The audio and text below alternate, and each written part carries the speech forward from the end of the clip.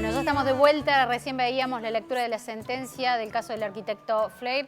Entiendo que Luis va a poder darnos un poco más de detalles acerca de Ahí vamos a ver un tape, han sido condenados todos los acusados, vemos esta nota y pasamos el detalle de esta historia que conmovió a Córdoba porque es su hija la principal acusada. Veamos qué pasaba entonces en la sentencia.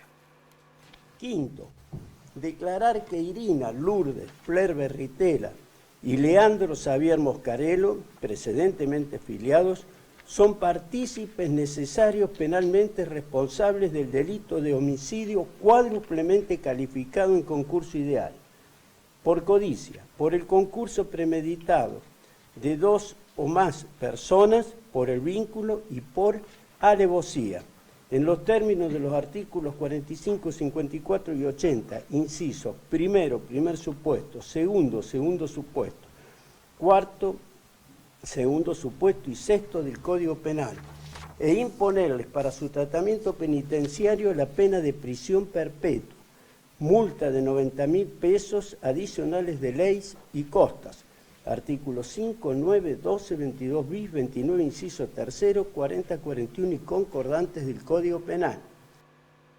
Bueno, veíamos la sentencia, nos vamos a tribunales a escucharlo a Luis.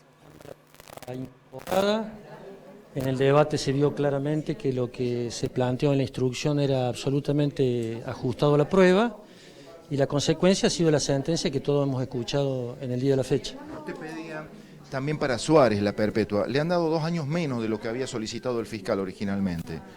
No, mire, eso no es un tema. El tema importante, creo yo, con todo respeto, es la condena a prisión perpetua de, lamentablemente, pero es así, es la realidad, de la hija del arquitecto Flair, de su yerno y de los dos criminales que, desesperados, trataron de inventar un robo que no existió. Y debo de decirle que lo que afectó a este viejo y curtido abogado con mucho dolor es que para defenderse, seguramente mal aconsejada, la joven recurrió a decir que su padre la golpeaba y a enlodar la imagen de un hombre que ha quedado demostrado categóricamente con la prueba incorporada, que era un buen padre de familia, era una persona absolutamente honesta, era un trabajador honrado, que administró los bienes propios y de su hija con total corrección, y no me parece que, aún ante la necesidad de la defensa, haber enlodado su nombre señalando que golpeaba a su hija. Una situación muy difícil porque englobaba a una familia, su hija con prisión perpetua, su yerno también en la misma situación. Sí, bueno, pero todos los seres humanos nos debemos hacer cargo de nuestros actos. Por lo tanto, la responsabilidad por haber producido semejante homicidio cuádruplemente calificado como venía traído de la Fiscalía, hace que, bueno, el responsable debe hacerse cargo y no parece pertinente enlodar la imagen de su padre de esa manera. Penas contundentes, ¿no? Teniendo en cuenta las prisiones preventivas, 4 prisiones preventivas. Cuatro prisiones perpetuas. Sí, sí, es contundente. Lo del chofer, digamos, para este letrado es anecdótico, digamos. O sea, lo importante son las 4 prisiones perpetuas que se han establecido. Gracias, doctor Touriño. El doctor Marcelo Touriño, defensor de los familiares del arquitecto Flair, en este juicio, en este final del proceso judicial, donde 4 de los acusados recibieron prisión perpetua y el chofer ha recibido 13 años de prisión, con lo cual la contundencia que ha tenido la sentencia por parte de la Cámara Octava del Crimen ha quedado expuesta, según lo han podido observar ustedes mismos, Coti y Miguel.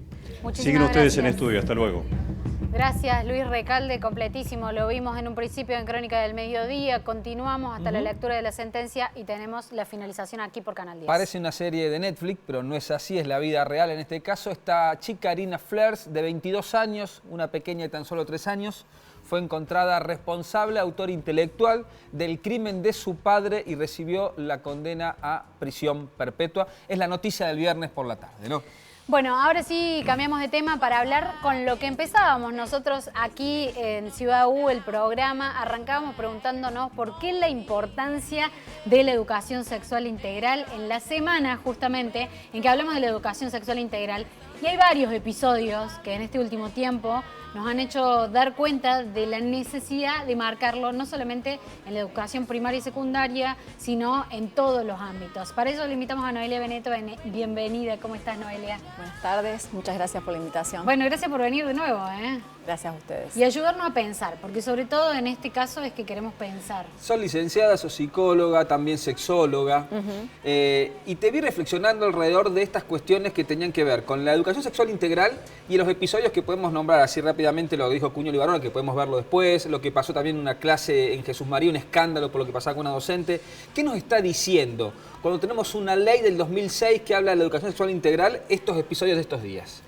Bueno, creo que en principio esto deja una clara evidencia de la deficiente implementación, ¿no? Digamos, es muy gracioso porque el texto de la ley pone como un plazo de tiempo muy acotado, digamos, para que justamente esto empiece a entrar en curso, y ya han pasado casi 20 años y esto queda a criterio de cada institución, ¿no? Entonces, de repente hay situaciones que están marcadas por el desconocimiento, otras por los sesgos, otras por discursos de odio, otras por cuestiones de discriminación, otras son situaciones de violencias varias, y todo esto serían cuestiones que al menos en principio se informarían, y como en segunda instancia, digamos, el objetivo sería prevenir estas situaciones. Hubo un video que en Córdoba se tuvo como una idea polémica clase, se tituló en muchos medios, de ESI, porque una docente enseñaba a colocar un preservativo en Jesús María con la boca. Digo, algo que en la práctica, lo estamos viendo así el video porque alguien en la clase lo filmó y eso trascendió a los medios. Algo que en la práctica la verdad es que es muy práctico porque es necesario conocerlo y saberlo, tanto mujeres, hombres, cualquiera que realice una práctica sexual, está bueno saberlo, conocerlo para cuidarnos, ¿no? Bueno, en principio yo pude tomar contacto con ciertos protagonistas del hecho. Sí. Es un agente de salud. ¿Sí? No era una docente. No era una docente, es en el marco de una clase, es un agente municipal, y ese milisegundo captado responde a la demanda del alumnado. ¿Sí? Fue una pregunta. Fue una pregunta, y en ese sentido la ESI tiene que ser funcional a este tipo de dinámicas. Es decir, justamente la razón de ser de que la ley 26.150 tenga lineamientos curriculares, pero que no tenga un enlatado pautado, fijo, tiene que ver que cada institución va a ir haciendo adecuaciones de acuerdo a la edad, de acuerdo al nivel, de acuerdo a la población, de acuerdo también a la idiosincrasia y obviamente a las inquietudes, ¿sí? La forma de que algo se apropie es que justamente empezar a preguntarles a los adolescentes o a las infancias qué es lo que quieren saber, cuáles son las dudas que tienen. Porque si yo voy con mi pensamiento adultocéntrico a bajar una línea, ¿sí? Mucho también desde el miedo, desde la falta de ESI que yo también tuve, desde un concepto que se llama sexosofía, que es decir, transmitir a través de mis vivencias y mis experiencias totalmente sesgadas aspectos en relación a la educación sexual. Es muy probable y esto que trascienda en los medios y que se titule polémico y que sea todo un ruido. Y que se tome un extracto de 2, 3 segunditos para generar una polémica, incluso que gente que a lo mejor puede compartir o no algunas opiniones, pero son opiniones solamente, pueda empezar a descalificar lo que tenga que ver con la educación sexual integral, la pregunta y hasta el contenido. Sí, porque digamos, estaba como esta cuestión de esto les enseñan, digamos, como... Y ahí empezar a pensar, ¿no? Digamos, ¿por qué sería más erótico o por qué no sería respetable esta cuestión de una técnica utilizar con la boca? ¿Por qué la mano sería justamente ese ¿Qué es lo aprobado? Claro, con una mano no sería un problema, ¿qué pero es lo políticamente correcto y qué es lo que no? A mí me parece que si pusieran una botella o una zanahoria o una banana también sería polémico. En otro momento la polémica fue por la compra de penes de madera, en otro momento la polémica fue por la compra de lubricantes para acompañar los preservativos. Entonces, cada vez que hay lugar a cuestiones que tienen que ver con unas dinámicas sexuales probablemente no normativas, es decir, porque a lo mejor en ese tipo de dinámica o de enseñanza se corre un poco también de este sexo reproductivo. Entonces, cada vez que aparece la posibilidad de algo recreativo, también desde un lugar bastante capacitista, ¿no? Dando por sentado que todas las personas podemos disponer de nuestras manos, ¿no? Claro, totalmente. Porque también hay que pensar en las diversidades. Y hay desconocimiento en consultorio, vos notás, porque bueno, una noticia de esta semana también fue que la Organización Mundial de la Salud vio que la mayoría de los adolescentes de 15 años dejaban o habían utilizado mucho menos preservativo.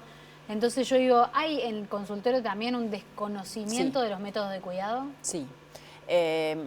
Prácticas para las que directamente se desestima el uso, ¿sí? Todo lo que no tenga que ver con aspectos reproductivos, es decir, prácticas si no me quiero orales, embarazar, digamos. Claro, si no es para prevenir un embarazo, entonces directamente los métodos de barrera, es decir, preservativo o campo profiláctico, no los tienen en cuenta, ¿sí? Es raro que alguien te comunique que en alguna práctica oral adolescencias, personas adultas, no se puede decir solo adolescentes, ¿no? Generalmente no se utiliza. También creo que justamente, ¿no? Digamos, cada vez que hay una educación, este tipo de prácticas se pasan por alto.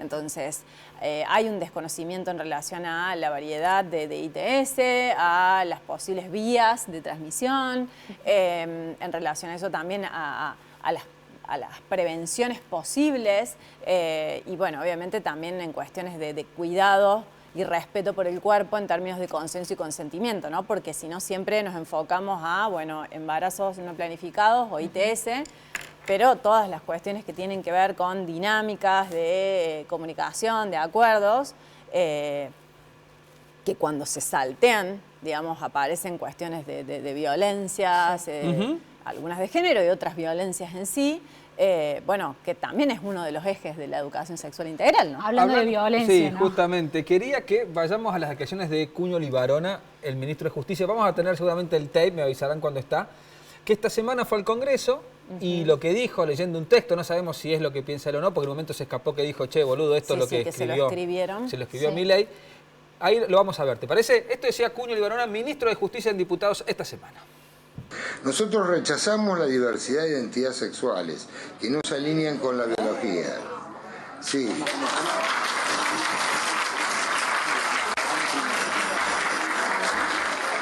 Son inventos subjetivos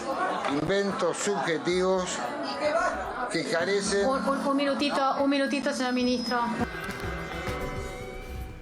¿Qué te pasó cuando escuchaste de un ministro de Justicia estas palabras? Lo más primero, me llama mucho la atención las personas que aplauden. Los aplausos. Y el tema era que ese discurso estaba en nombre de plantear, digamos, toda una cuestión en relación a, bueno, ¿por qué el desmantelamiento de todo lo que vendría a ser las políticas orientadas a género? Claro.